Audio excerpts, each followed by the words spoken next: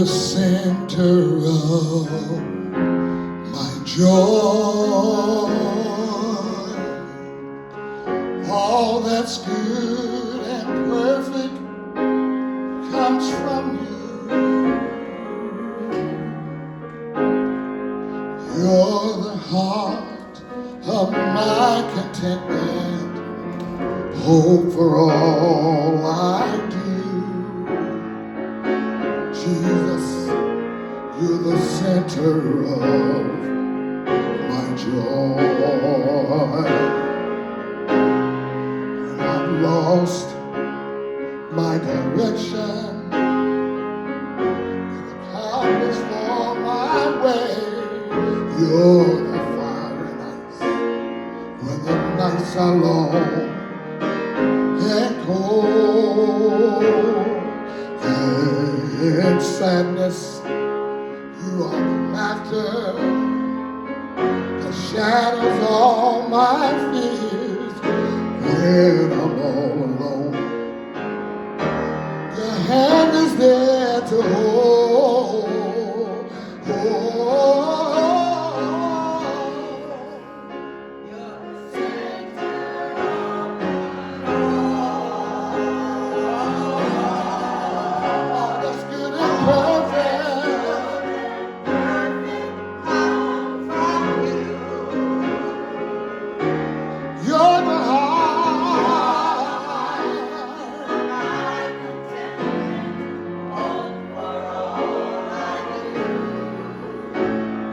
Jesus, you're the center.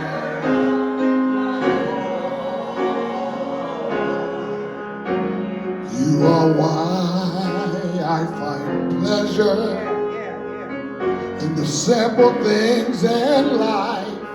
You're the music, you're the meadow, you're the stream, the voices, children, my family, and my home. You're the source and finish of my highest dream. Oh, Jesus, you're the center of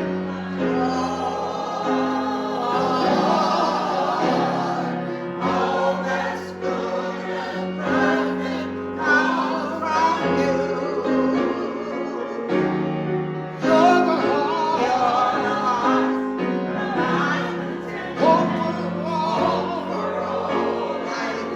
Listen to this.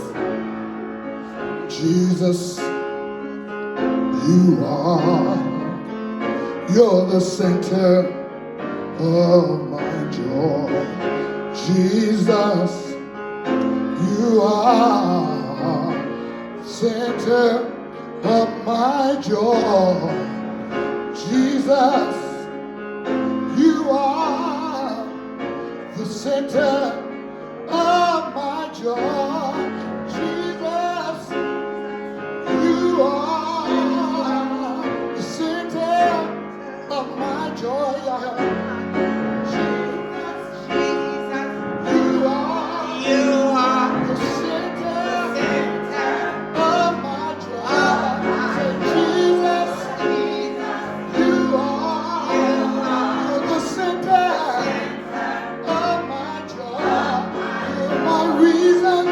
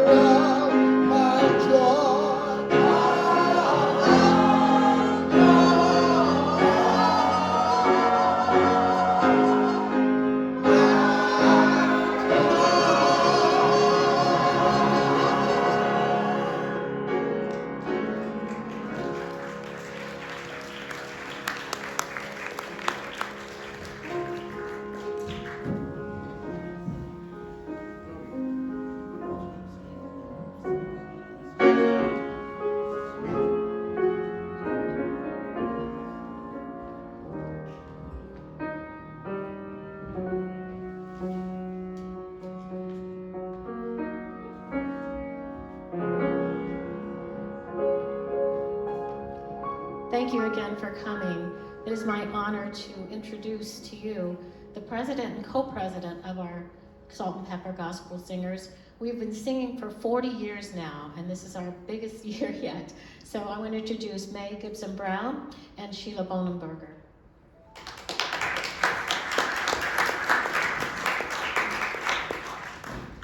Good afternoon.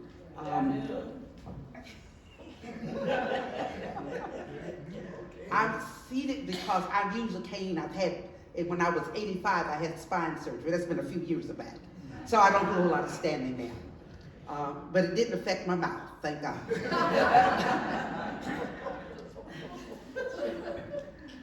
And as Gloria said, my name is May Gibson Brown, and I'm the original Pepper.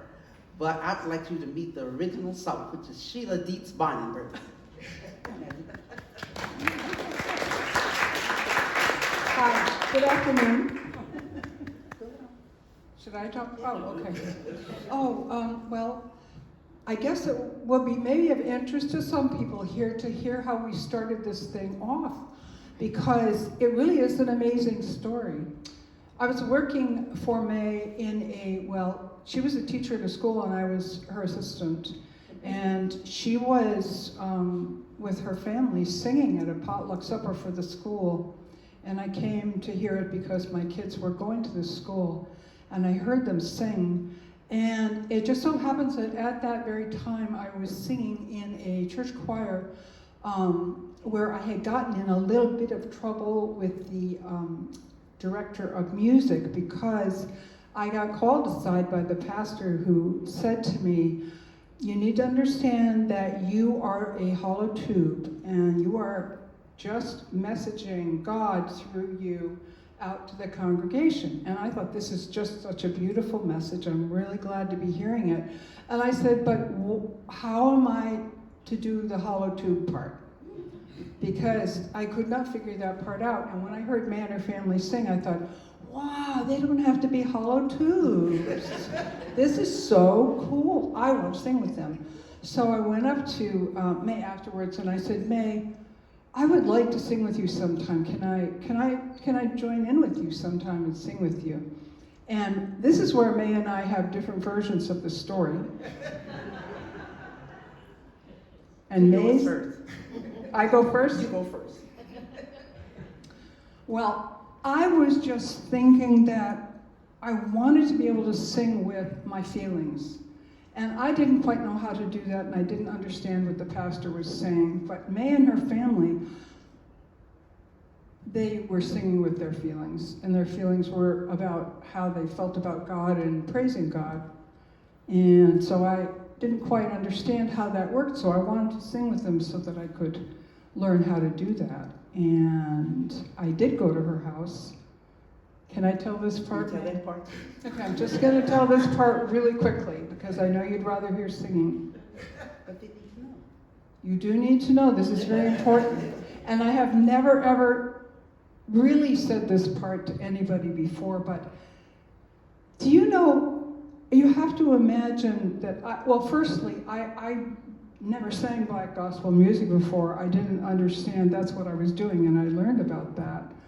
And so I learned from May, and many of the people we sang for learned about black gospel music and the origins of it from me. In the process, we learned a lot about history and a lot about black history. This is something that May very graciously, with the most extraordinarily big heart, I mean this really. She invited me in to sing with her, so I went to her house, and something really amazing happened. And I'm really just going to tell this part really quickly, because I know you would really rather hear May talk and hear us sing. You have to imagine that I've never had this experience of the history of being black or being in a black gospel choir or understanding the history of it, which May will have to tell you. I cannot tell that story because it's not my story. But imagine that you're in a train station, and it's a small town, but it's not a really small town. The train station is smaller than the one in New Haven, but it's still not echoey or anything like that. It's just you're there and you're waiting for your train, and people are coming and going, and there's a group of people gathering, and it starts to snow, and it's snowing and snowing, and the trains start to be delayed, and people start to feel, upset and angry. They're missing their loved ones. They're not making their connections. They have many, many issues that are coming up. And somebody, and it might well be Mae Gibson Brown, just starts to sing a song. And other people hear this, and they look at her and listen because she's an amazingly connected and gifted singer. And somebody else actually kind of knows this song, so they start to join in. And a few people get brave and they would like to participate in that, so they start singing too. It's not a flash mob. It's completely still. Nobody's really flashing or anything. And soon, a whole lot of people are picking up the music and learning the song and singing this song together. And it's coming from the heart. It's not something they were taught. Some of them were, and some of them learned it at home or in their churches or heard it on a radio or just learned it in the train station. And everybody sang together, and it was so beautiful. And it stopped snowing, and the train started coming, and everybody left. Mae? Okay. Wow. Good job. Good job. Good job. What she left out, and I will fill in, is what she said, where we divide as to what we do with the history of it. I remember her coming up to me very excited and saying, Mae, is it possible for a white person to learn to sing black gospel music? And I looked at her and said, why would you want to? And she said, because it sounds good. I just never heard music like that before. I agree with that. Last part. And she said, can I come to your house and you and your children teach me how to sing black gospel music? I said, and it was around November. Well, actually, that was in October. October is my turn. And Mae is talking now. It was in October. And I said, well, we're real busy right now. We don't really have time to do that. I said, what about the beginning of the school year in January? She said, all right. I went home and totally forgot that she had asked me to do that. Until one day in January, she came up to me, she said, well, it's the new year, the school starts. I said, yes, it is. And I'm wondering why you tell that. As a teacher, I knew I had to be back to school. She said, when are we coming? I said, coming where? She said, to your house for you to teach us to sing. I said, oh. I said, well, and I gave her a day. And sure enough, she showed up at my door with 2 other salts. Are we together on this? We got it, right. She showed up at my house with 2 other salts. And she rang the doorbell. And my youngest son went down the stairs and asked and answered the door. He came back up. He said, Ma, there's 3 white people downstairs that said you're supposed to be teaching them to sing black gospel music. I had forgotten to tell the children too. So they came upstairs, and it was my 2 or 3 of my children, and Sheila and 2 other salts, and we learned to sing about 2 songs that day. And amazingly enough, our voices started to blend immediately. It was no problem. It was like the fineness, and it was just wonderful. It just started to do it. And after we had done that for about 2 or 3 times, I got a call at school, and they said, maybe we're having what was it at Branford? The Branford Festival. The very first Branford Festival. They said, could you and your children come and sing for us? I said, well, we have about 3 other friends that sing with us now, and can we bring them? They said, yeah, what is the name of the group? I said, we don't have a name.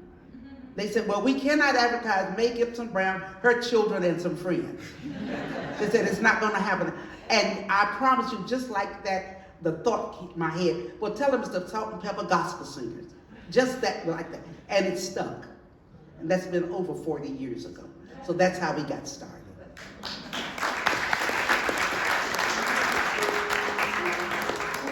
I would like to also introduce somebody that's very special to us as the person that is taking control of the keys, and that's Alton Johnson. Alton has not been with us as a piano player or as a conductor, but just a short while, maybe a couple of months, because our original, well, the person that was playing for us before then is ill. And so we're here doing the work of the Lord and having somebody, we're grateful that he said yes to come and stick his head right in the door and his feet on the piano pedals, not really knowing what he was getting into. So please give a hand to Alton Johnson.